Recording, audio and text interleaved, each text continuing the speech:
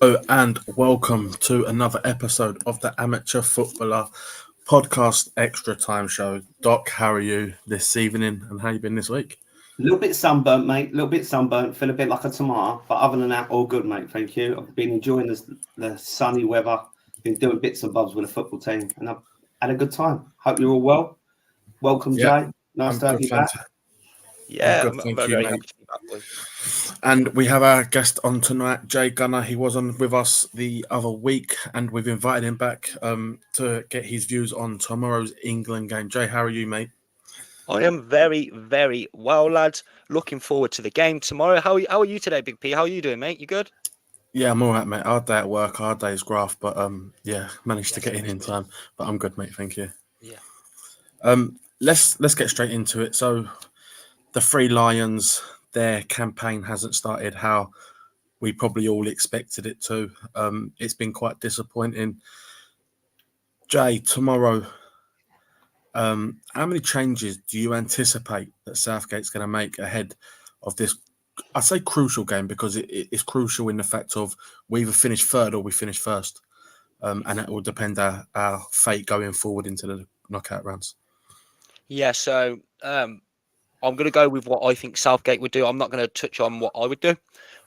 Southgate, I think Ornstein has come out today, people, just for everyone who's seen it and who hasn't seen it. Ornstein, the most reliable one, he's more reliable than Fabrizio Romano.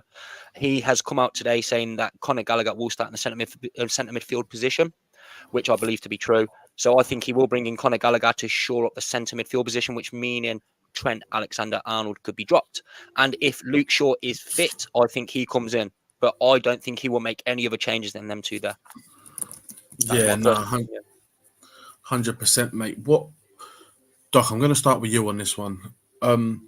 What are you expecting from Gallagher tomorrow? If it's true what Ornstein's saying that Gallagher's going to come in for Trent, what are you expecting from him that's going to be different from Trent?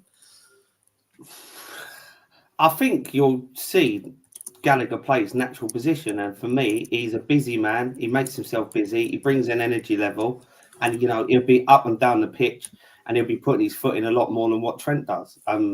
I do generally believe that that's what we need. However, I've said all along, and I'll say again, I don't think that just Gallagher, coming in changes the dynamics of the game enough. Gallagher isn't a match changer.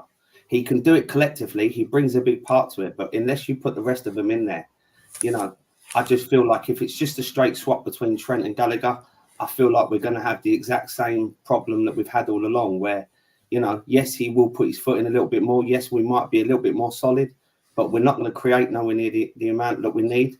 And it's not going to bring out the best in the other boys, which is what we ultimately need. So, yeah, I totally agree.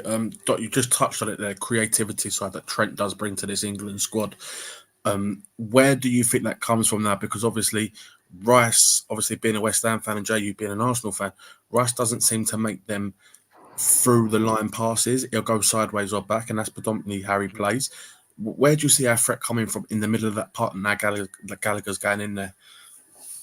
It is a very, very hard one to say, but I think that's why Harry Kane drops in deep. I think he can play them balls out wide.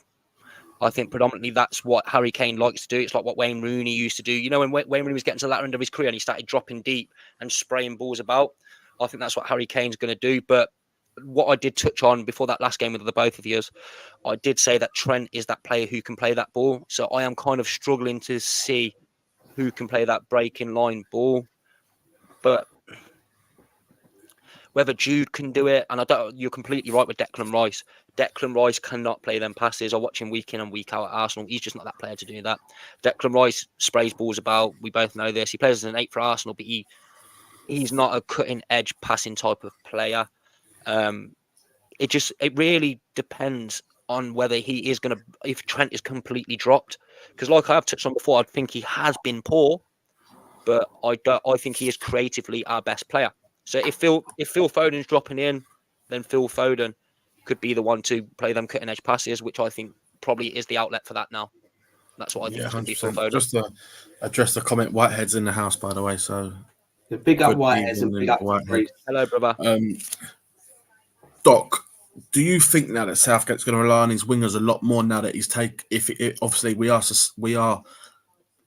don't know it's factual that he's taking Trent out the side, but we are saying that he is going to be dropped.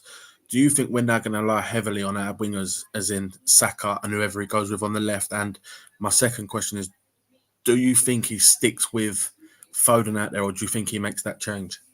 Well, I think you've got to answer that question in reverse to the two questions you asked me. If he plays with Foden on the left, nothing's going to change at all. We're going to go predominantly down the right-hand side, and we're going to try and use Saka as the main weapon. So for me, that's where the problem lies. I feel like this England team need to be two-dimensional down the wings. We need to have threats down both sides. We need to have pace, energy. We need to stretch the pitch, make it as big as possible, and utilise dragging the right backs and left backs out as far as possible to find the gaps for the 10 and for Kane to utilise that. With regards to what you said about Trent, I think Gallagher in there, I think Gallagher plays a key role which people might not even necessarily pick up with. And it's not what Gallagher's going to bring to the table. For me, it's the fact that Bellingham's not going to need to drop back and make the runs that he's been making backwards as much with Gallagher in there. Gallagher, to me, is someone that will literally go side to side across that park and just sweep up. And I think he will try to get forward as much as possible. So for me, it frees Bellingham up so that Bellingham can go and play his natural position with regards to what he's doing for Real Madrid and getting forward. And I don't see us having to worry about like what used to was just saying about that pass through breaking the lines. Because I don't think that England's that sort of team. If you look at the players that score our goals, it's not often that the Fodens or the Bellinghams or the Kanes score them sort of goals. You know, for me, it's getting the ball into their feet, letting them get it out and getting their shots away. And I feel like we'll score goals from the edge of the box where we don't need to break the defence down. We've just got to get our shots off. And the more shots we get on target, the more goals we're going to see, which is pretty obvious. So I want to see more shots. I want to see more creativity around the box. And I want to see more forward passing into dangerous areas as opposed to this side passing and backwards passing. I also believe that Walton's the best man for the job to do that, but there's no way he's going to get the nod. So, do you know what? I think with him bringing Gallagher in, I think that he may go with a flat three midfield. You know, I've got this. I don't know why, but I've got this feeling he may go with a flat three with Gallagher, Rice, and Bellingham as a three, and sort of they alternate who goes forward and who sits a little bit. How do you see England set? Do you see England setting up the same way as we have in the last two games, or do you see him changing the formation and going a bit more sort of dynamic and attacking? Go on, Jay. I want to put a little comparison in for you boys. What I think he's tried to do with the likes of Phil Foden and Jude Bellingham. What he's tried to do, Phil Foden hasn't played on the left wing. He's played in a pocket, like I've touched on before. He's trying to play with two number 8s and a 6, rather than a 10, 8, and a 6. This is predominantly what Arsenal do. So I watch it week in and week out. Arsenal play with Declan Rice as an 8 and Odegaard as an 8. Everyone thinks Odegaard's a 10. He's not. This season, he's dropped so deep and he plays as an 8. And I think that's what he's going to go for. I think he's going to play with Declan as the 6 and he's going to play with 2 8s rather than, because Jude has been playing an 8. He hasn't been really playing a 10 anyway. So I think that's what Conor Gallagher's going to be in there for. It's either going to be a double pivot of a 2 6s, because that's what he does like to play, the double pivot. But I think it will be a 6 and 2 8. And to just touch on what Doc said as well, I 100% agree with the Wharton call. Whether he isn't the man who's coming in, it's Gallagher. But I would have backed Wharton to come in because I think he can play that position very, very well. And I think he would be an asset to the team. But yeah, I think he will play with 2 8s and a 6. That's what I am going for, Big P. Yeah, Doc, what are you thinking with the formation? Are you thinking he's going to change it or stick? Well, again, I think it all depends on who he actually puts out there. I think that if he puts a Gordon on the left, then I think he's going to ultimately try to get the ball out wide both ways. If he puts a Foden in there, then he's going to try and get Foden tucking in. I just hope and pray to God that Jay's wrong, because I think that's the biggest problem with England at the moment. I don't like it. I don't like this concept of playing with 2 8s. We've got natural 10s. We've got 3 of the best 10s available to us that we've had in a long, long time. So to not play them in their natural position for me is ludicrous. So, you know, if you're going to play Bellingham in the 8, play him in the 8, and then you don't need to play Conor Gallagher in the 8. If you're going to play Conor Gallagher in the 8, play him in the 8, play Bellingham in the 10. But it's too compact in the middle, and it makes us too one-dimensional of trying to go through the middle all the time. And that is why Kane is being isolated as much as he is. There's such a big gap between the 8s and Kane as the 9. There's nothing in the middle that's holding the ball up and linking play in, whether that's going out to the wings for them to get the cross into Kane, or whether that's getting it into Kane's feet and giving him the room to pivot and shoot. We need a 10 in there. And it's just ludicrous that we haven't got that, because going into the competition, we was all screaming and shouting about Foden should be your 10. Bellingham should be your 10. Eze should be your 10. And the reality is none of them are doing it. And it's just crazy. Absolutely crazy, you know? England have always had a 10. Always. You go back to Teddy Sheringham. What was Teddy Sheringham's role in the team, apart from scoring with his head? He was there to link play up and to ultimately create chances for Shearer. Yeah, I get what you mean. Yeah, Teddy was superb at doing that sort of job. I'm just going to address some of the comments. Whitehead's put a hope for us that we don't make it difficult if we finish third place in group D, E, or F. If second's Germany, if we finish third, Portugal next. I think the way we have to look at it is we have to go out there, get the result that we need, and that's the win. And we finish top of the group. And we just take the path that we're given on the way. I just want to go and touch on... So I've watched a few interviews this week, and I just want to touch on Jared Bowen a little bit. And it's not the way he plays, it's his comments that he made in the media this week. So he sat next to Gareth Southgate, and they said about the negativity from the English fans towards the team. And Jared sat there and said that he understood the negativity, but at the end of the day, England was still undefeated in this competition. And if we win tomorrow, we finish on the same points as Germany. What do you make of them comments? Because he's just concentrated on the unbeaten side of it and not the performance side of it. Doc? Can we touch on that? Or you want to touch on it, Doc? For me, I totally understand why the England camp are making all these noises, right? We've come from an era where there's not been that much unity in the England camp. But listen, we've all played football. We all understand football. If these professional footballers that are not performing for their country and are ultimately causing 95% of the negative comments because every single fan wants them to play aggressive football and actually go at teams, there's a very, very simple way for them to stop the negative comments. And that is to go out their way and play the way that we want and the way that they should play. All the while they're playing the way they are and all the while they're performing the way they are, they have absolutely no right in my eyes to complain about any criticism. And if they class it as negative, that's shame on them. Because at the end of the day, who's causing this? It's not us, it's them. They're not putting in the performances, you know. And when they're not putting in the performances and they're all still on TikTok and social media in the England camp, laughing and joking, playing pool, you know, it don't wash with me, I'm afraid. It don't wash with me at all. They deserve the criticism that they get based on their performances. It's very hard to stay positive when there's nothing to be positive about. So if you want us to be positive, give us something to be positive about. Put in a performance, put in a shift, and then we'll stay a little bit more positive. But at the moment, what could you possibly be positive about? Name me one thing that we can openly say, oh, well, that's worked. The only thing for me is the emergence of Gehi when he had his doubters. That's the only thing I can honestly say I can be positive about. That's it. Jay? Declan Rice come out and said exactly the same thing today. And I have had conversations with many people about this. I think we have every single right to be constructive criticism. There's a fine line between abuse, negativity, and constructive criticism, where as in it stops now, and then we move on to the next game, and then just for an example, people, if we're being so negative, and we like I said, we have every single right to criticize them. Don't get me wrong, but when the game what's just been is 4 days ago, and then the new game is 1 day away, No matter who goes out there, we need to back them. And I do get what you're saying by the positive comment as well. There's nothing to take positives, but the positives is that you can take. We're on 4 points. We start playing tomorrow. We're on 7 points top in the group, and then France and no one yet can finish on 9 points.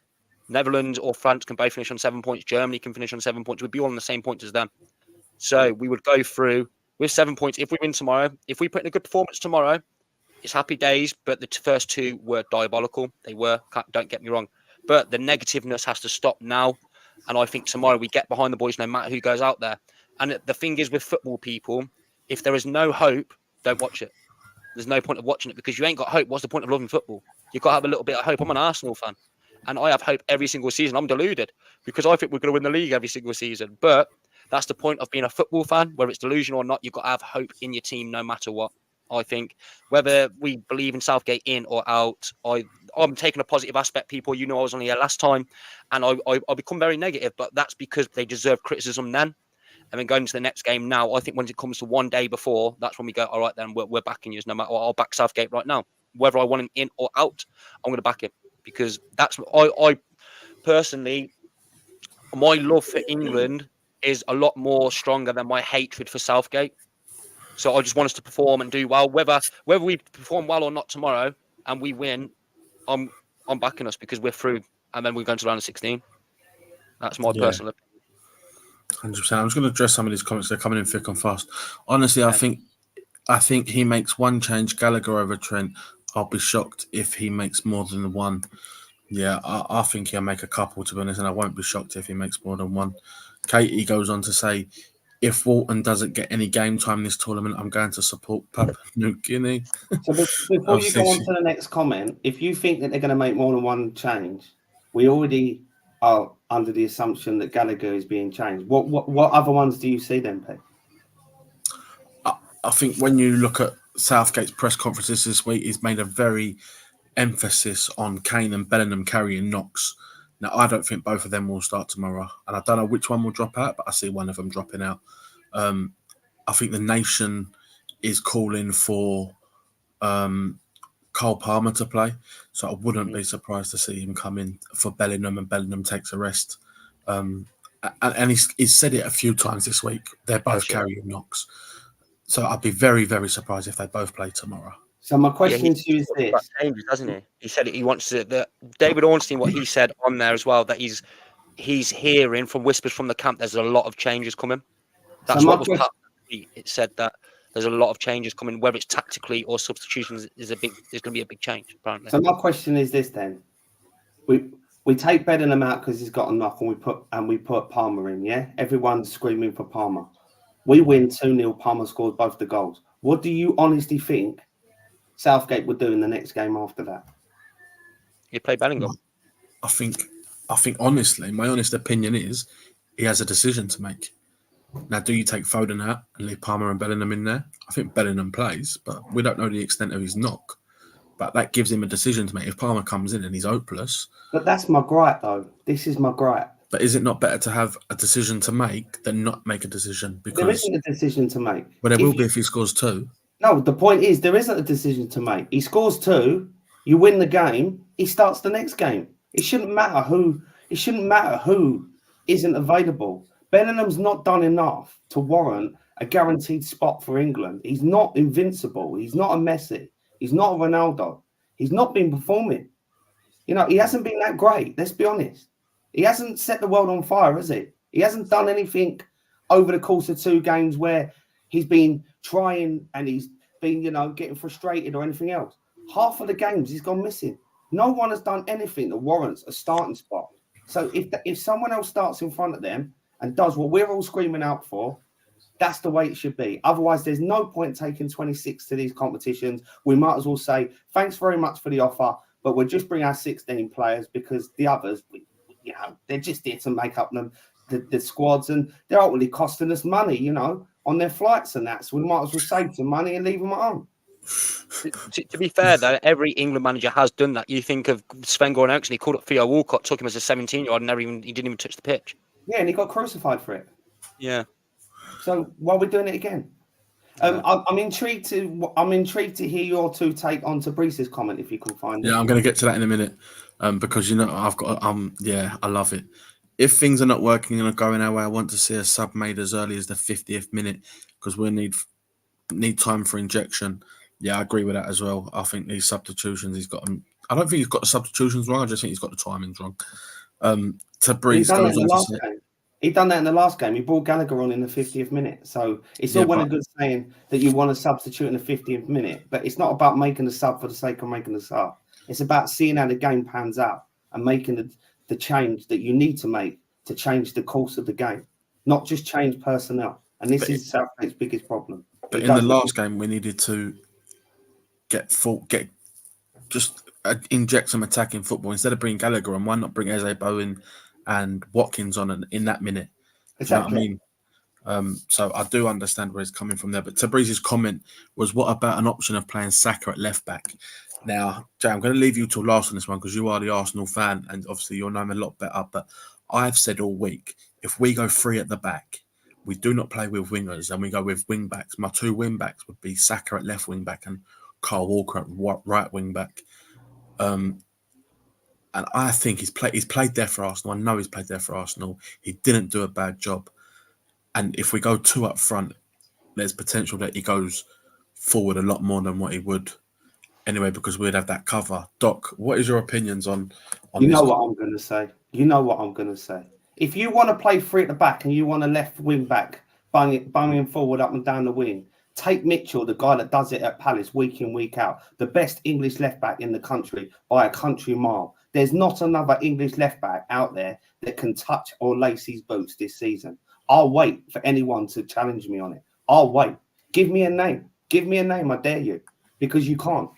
It's ridiculous. So if you want to play that way, take Mitchell.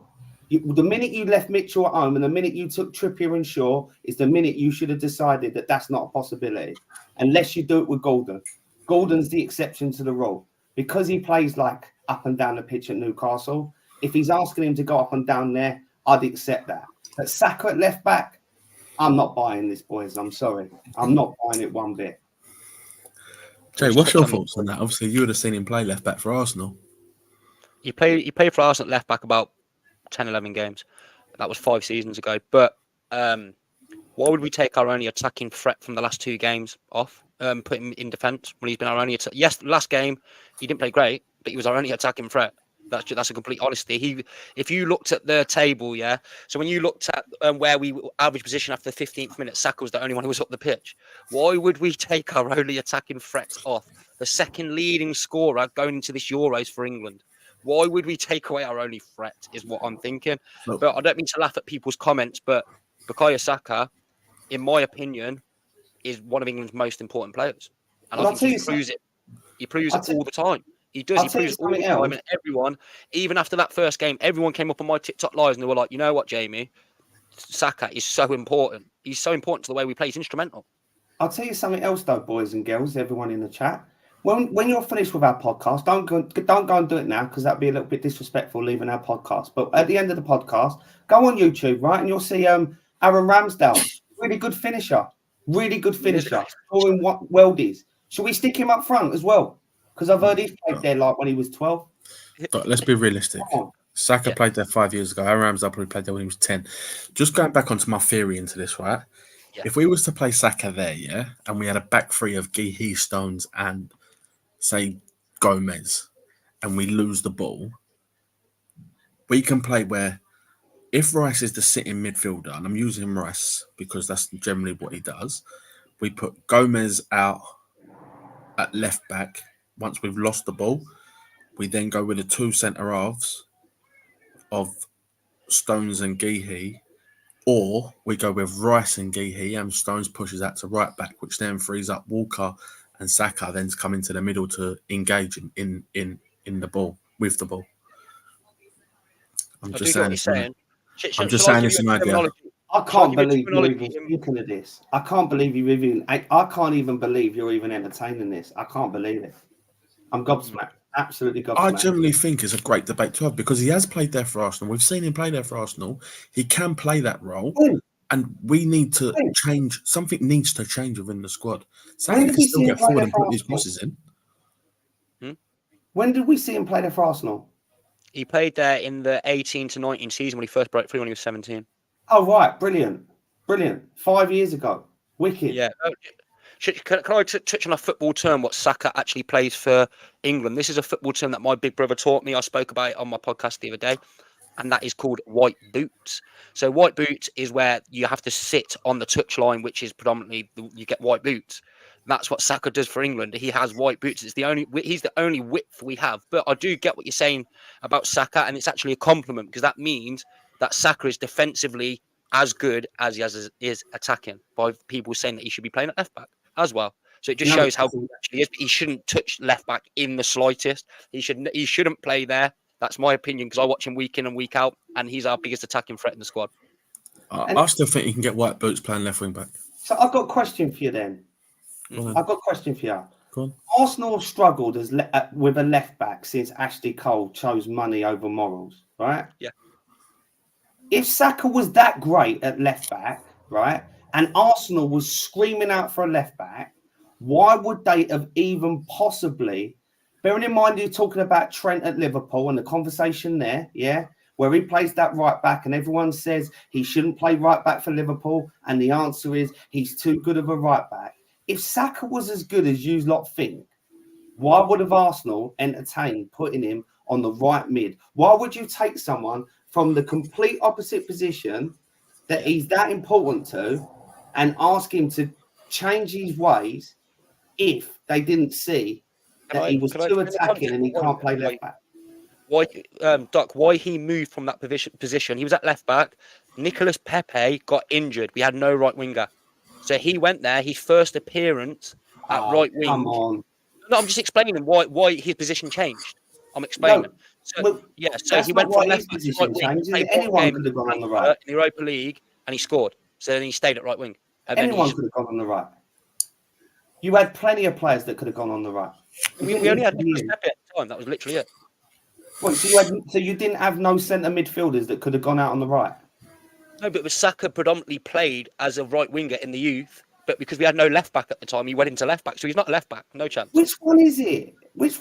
Was he filling in at left back and he was a right winger, or was he filling in at right wing as a left back? He broke through to the England squad as a left back because we had no left back. That's why he came in, and then Nicolas Pepe got injured, so he went to right wing. That's how it came about. Well, either way, he's a right winger and he shouldn't be touching the left back position ever. I do think it's a great debate, though. Whitehead says these players need a reaction, and Southgate pats them on the back, doesn't really give constructive criticism, he just allows it to continue. I want to touch on Southgate a little bit. Do you think that he needs a big win tomorrow night?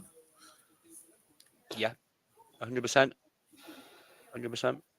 I think he definitely needs a big win, whether he gets it or not. It doesn't mean I'm going to be like Southgate in if he gets all the way far, but ultimately I want England to win, and he does need a big win for the likes of a lot of fans to get behind and support the boys, and that's all I predominantly want. But he definitely does need a big win, 100%.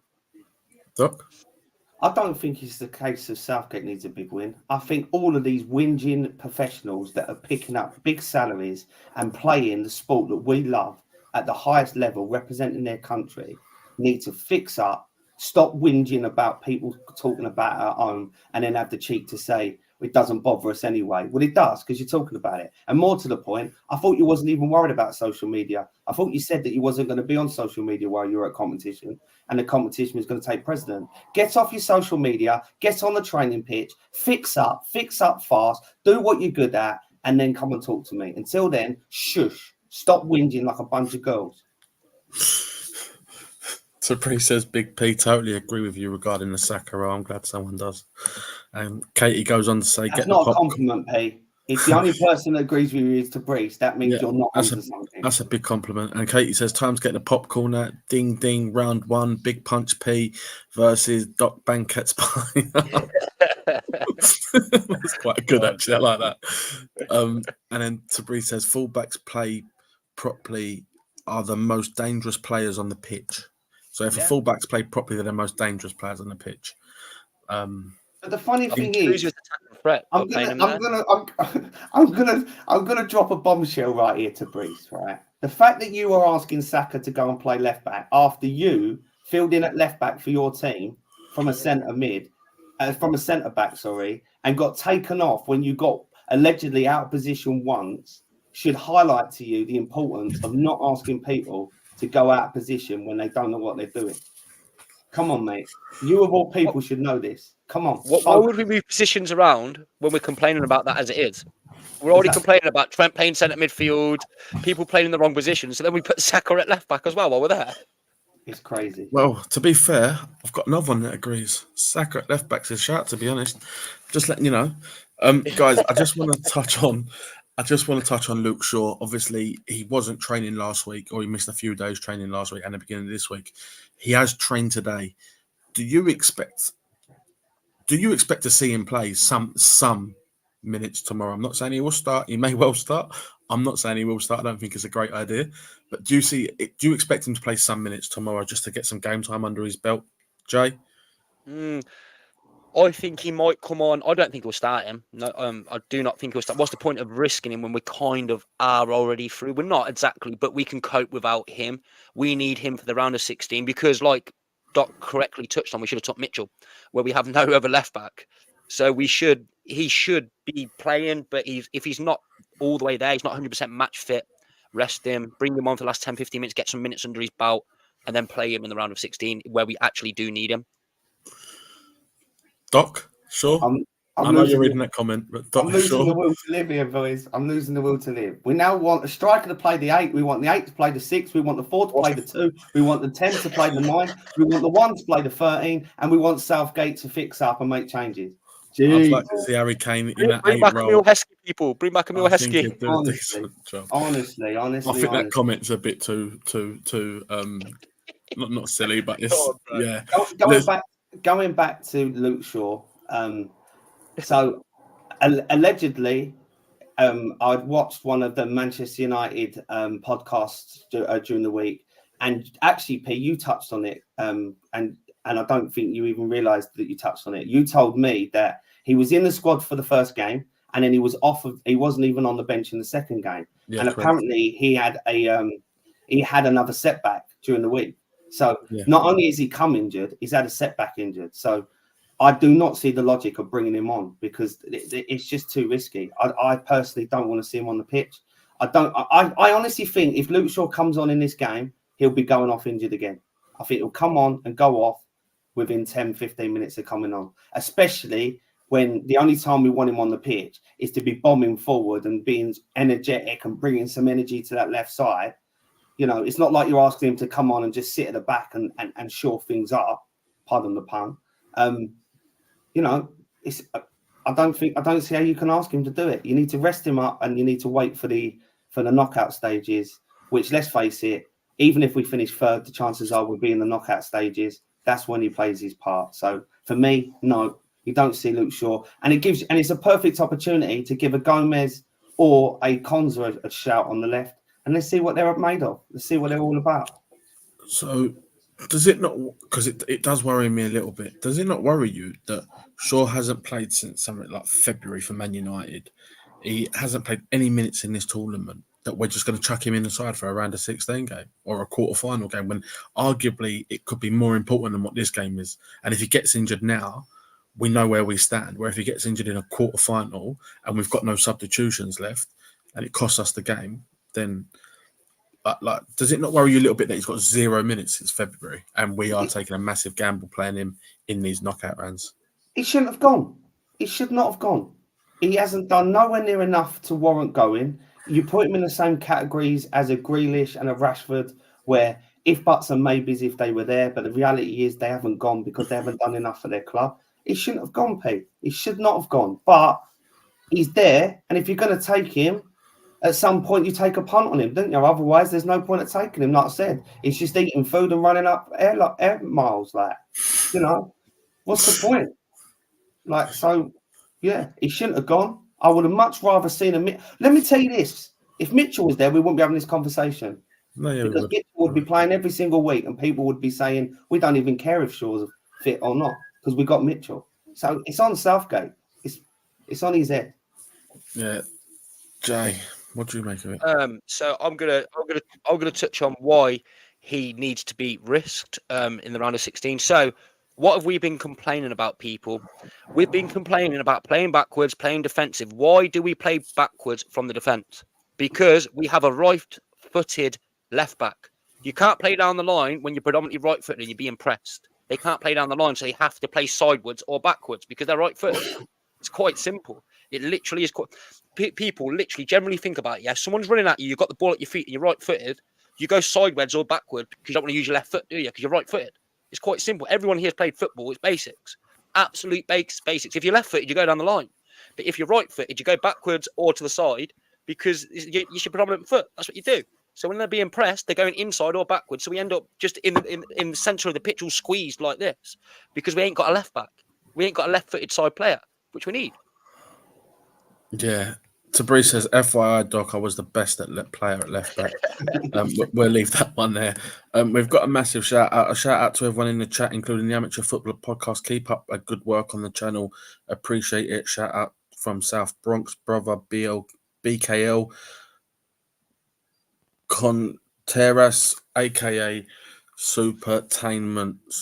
So, yeah. Sports entertainment. Big up. Thank you for the shout out. So, yeah, thank you. Big up to yourself.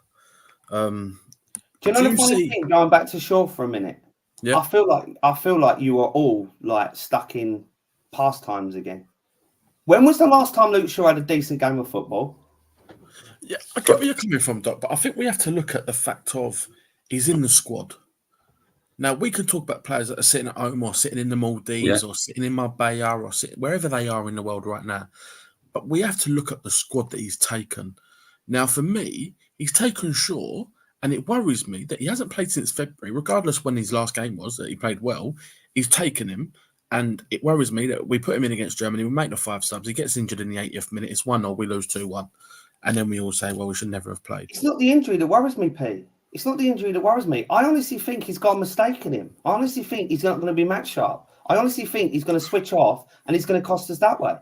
I think he's going to be more costly than proactive. Like, I don't think he's that guy. I don't think he's as good as people make out anymore. He used to be unplayable. But that was many, many moons ago. I had air. The last game that I seen him play well was the Euros final against Italy. Last game I seen him play well. And that was 3 years ago. That's the last game. That's honestly the last game I've seen him play well. But I don't really watch Man United that much. But predominantly that's the last time I seen him play well. I think Shaw's a decent player. We can't take it away from him. Whether he's played well or not, I think he's a good player. He can do a job there. He's our only left-footed left back in the side. He has to play. He has to play in the knockout rounds. He has to. Ben Paul just said it's been confirmed that Shaw is out for tomorrow, and Gareth has said so. Let's talk about the back four then with that news coming out. If that's a true bit of information we've just received there, do you see him sticking with Trippier, or do you see him giving Konza or Gomez a chance, Jay? I think he's definitely going to stay with Trippier. The one thing I can kind of touch on, I know we've had a poor squad. I know they have been quite poor. We've had Trippier, because he's playing as a left back. If he had a bad performance, we would have heard more about him than if he's been just all right. I don't think he's had really bad performances, to be honest with you, lads. I've criticised a lot of players. I said Declan Rice, I said a lot of players, but I think the fact that we haven't spoke about Trippier just shows that he hasn't been too bad. And I think he keeps the position for me. Doc? I'm not going to criticise a left back that's playing out of position and he's not doing anything that warrants being criticised. He's just not setting the world on fire. All the while, he's got no one in front of him. He's got no one to link up with. I don't remember the last right back that we had that was a good right back without having a good player in front of him and a good understanding of going past. So until Southgate gives this boy a little bit of a chance and actually puts someone in front of him that he can link up with, then I'm not gonna criticise Trippier. I refuse to do it. So for me, Gordon should start. I think Gordon would interlink with him. I think Gordon would cover him, give Trippier an opportunity to go past him, and when he goes past him, Gordon's got the pace to get back. And I think if you want to see the best of Trippier at left back, and if Trippier is the best option we've got, you've got to put Gordon in there to protect him. I want Gordon in as well. I want Gordon in as well, Doc. That's who I want in, but I don't think he'll do it. But that's who. If we have a left winger there And also, can I just touch on one thing for both of you, lads? You think, yeah, when Southgate does eventually go, and I'm talking about him eventually going, we do have the best right back in the league from last season to come in, Ben White, and who has and I'm not just saying as an Arsenal fan, he and Bukayo Saka already have such a good understanding that it's going to be such a positive thing for us. I don't know if you agree on that, but when Ben White comes, once Steve Holland's gone with Southgate, Ben White comes back. I heard Holland staying for the next guy, mate. So. No, I hope he's staying because I can't stand Ben White. Trippier isn't good enough as a left back. Gomez needs a game. And Mason says that he's side for tomorrow. Pickford, Walker, Stones, Geehee, Gomez, Gallagher, Rice, Benham, Saka, Kane, Gordon. I think that's basically my two. My co-host Doc and I guess Jay see the side being as well. Maybe a couple more changes there. I wouldn't have that as the starting 11 myself, but I think Southgate may go for it. I don't think he'll put Gomez in there. I think that will be the starting 11, but with Trippier at left back. Yeah, same. Yeah. Katie says we've already qualified for the top 16 as Albania didn't beat Spain. We touched on it at the beginning of the show. We have qualified. We know we qualified earlier on, but we need to. It's about where we finish and who we get in the next round. Me, I'd rather finish top, have a sort of easier game. There's no games that are easy in this competition, but have an easier game than what we will when we get to the quarter semi-final, if we get there. If Netherlands finish top, then we will play Netherlands in the semi-finals if we get to the semi-finals rather than France. Yeah. What's everyone's opinions on Watkins and Toney and the strikers that England have at their disposal? Jay, what's your thoughts on Watkins and Toney, and do you see them getting any more game time?